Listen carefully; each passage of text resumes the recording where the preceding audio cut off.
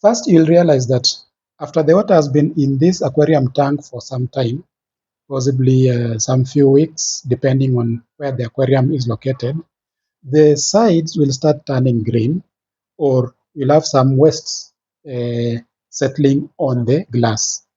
This makes it very difficult for one to see through and see the fish that are swimming inside. So how do I manage this?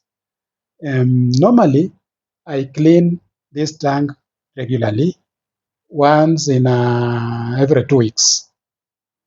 To clean the tank, I normally use this type of cleaner.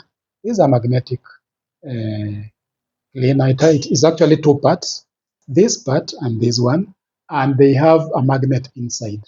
So you realize they stick to each other. What happens? One of these, the blue one, because it has a grip, remains on the outside, and the green one is placed on the inside.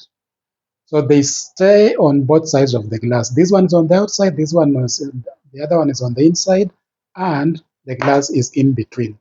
So, and then there is a string that is normally attached. There is a string that's normally attached to the two to be able to retrieve the one that is inside. When you place it inside the tank, like that, this one remains on the outside, and then you will find they stick to each other like that. So there that as you move it around, as you move this around, the one inside is the one that is doing the cleaning. You do the cleaning, and if the string is long enough, you will be able to cover a wider area before you move to the next stage. So you just to rub it like that to remove the dirt inside. Once you are done,